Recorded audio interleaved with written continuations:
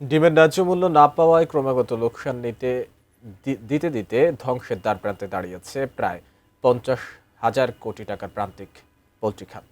বাড়তি দামে মুরগির খাবার ও ঔষধ কিনতে গিয়ে উচ্চ সুদের দাদন নিতে বাধ্য হচ্ছেন খামারিরা। ঋণের বোঝায় জর্জরিত হয়ে কেউ ব্যবসা ছাড়ছেন, কেউ আবার পালিয়ে বেড়াচ্ছেন। প্রান্তিক পোল্ট্রি খামারিদের দুর্দশা নিয়ে দেখুন ফেরদৌস রহমানের প্রতিবেদন।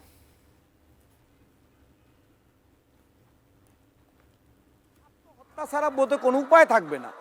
নিজের বর্তমান অবস্থার কথা বলতে গিয়ে এমনই আবেগী হয়ে পড়লেন টাঙ্গাইলের ভুয়াপুর উপজেলার প্রান্তিক পোল্ট্রি খামারি জাহাঙ্গীর আলম। এই অঞ্চলে যাদের হাত ধরে পোল্ট্রি খামারের যাত্রা শুরু হয়েছিল তাদের অন্যতম এই জাহাঙ্গীর। গত প্রায় 1 বছরের লোকসান এতটাই যে সব বিক্রি করলেও ঋণের দায় মিটবে না তার। সরকার উদ্যোগ নিতে পারে না নিজেরা ডিম বিক্রি করার, এদের ডিম বিক্রি করার উৎপাদন নিচ্ছে, কিন্তু খামারির ন্যায্য মূল্যটা দিয়া খামারির কাছ থেকে ডিমটা ক্রয় করতে পারে না। দেশের পোল্ট্রি শিল্পের অন্যতম উৎপাদন কেন্দ্র গাজীপুর, টাঙ্গাইল ও ময়মনসিংহ অঞ্চলের হাজার হাজার খামারিদের গল্প একই রকম। খামারিদের অভিযোগ, বর্তমানে একটি ডিম উৎপাদনে যেখানে খরচ পড়ছে 9.5 টাকা, সেখানে বাজারে বিক্রি করতে হচ্ছে সর্বোচ্চ 6 টাকায়। পোল্ট্রি খামারের অস্বাভাবিক দাম না কমালে উৎপাদন খরচ কমানোর সুযোগ নেই।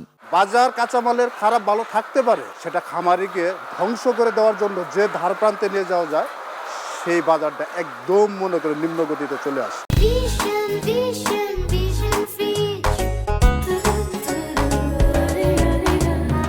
9 টাকা কমে হলে বাজার আমরা তো আর টিকে থাকতে পারতেছি না।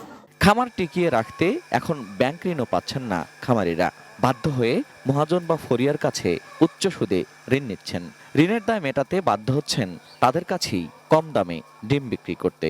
প্রত্যেকেই চেকের মামলায় বিভিন্ন মামলায় এলাকা থেকে গুরুত্ব হয়ে গেছে। কিছু খামারি আছে ঋণের দায়ে স্ট্রোক করে মারা গেছে। কোম্পানি আছে যারা আপনার কন্ট্রোল সেট আছে, ওরা আপনার ঠিকই আবার ঠিকই আপনার বাজারে আপনার ঠিকই আপনার ডিমের দাম পাচ্ছে। পোল্ট্রি ইন্ডাস্ট্রিজ অ্যাসোসিয়েশন বলছে, এভাবে চলতে থাকলে প্রান্তিক খামার বন্ধ হয়ে যেতে পারে। ফলে এই বাজারের নিয়ন্ত্রণ এককভাবে চলে যাবে কর্পোরেট প্রতিষ্ঠানগুলোর হাতে। ফিডের দাম কিভাবে কমানো যায়, বাচ্চার দাম কিভাবে সহনীয় পর্যায়ে রাখা যায়, তারপর আপনার মুরগির বাজার যে কনজাম্পশন যেখানে হয়, যে মার্কেটটা, ওই মার্কেটটাও যাতে একটা স্টেবল পর্যায়ে থাকে, সেটার জন্য কিভাবে পলিসি ডেভেলপমেন্ট করা যায়। তো পলিসিগুলো এমনভাবে করতে হবে যাতে সবকিছু স্টেবল থাকে, এবং এমন পলিসি যাতে না হয় যেটা এক পক্ষপাতিত্ব বা এই ধরনের যাতে কোনো ধরনের কোনো পলিসি না হয়। প্রাণী সম্পদ অধিদপ্তর খাদ্যের দাম নিয়ন্ত্রণের কথা না বলে বলছে ডিম ও মুরগি সংরক্ষণে যথাযথ অবকাঠামো নির্মাণের কথা। আমরা যদি ডিমটাকে 1 থেকে 1.5 মাস বা আমরা সঞ্চয় করতে পারি, আমরা যদি বাজারে টোটাল যে ডিম তার একটা অংশ যদি আমরা সংরক্ষণ করতে পারি, এটা সরকারি এবং বেসরকারি পর্যায়ে যৌথ উদ্যোগেও হতে পারে, সরকারি পর্যায়েও হতে পারে। আমরা যদি অবকাঠামোগত উন্নয়ন করতে পারি তাহলে এই খামারিকে। Ferdous Rahman, ATN news, Dhaka.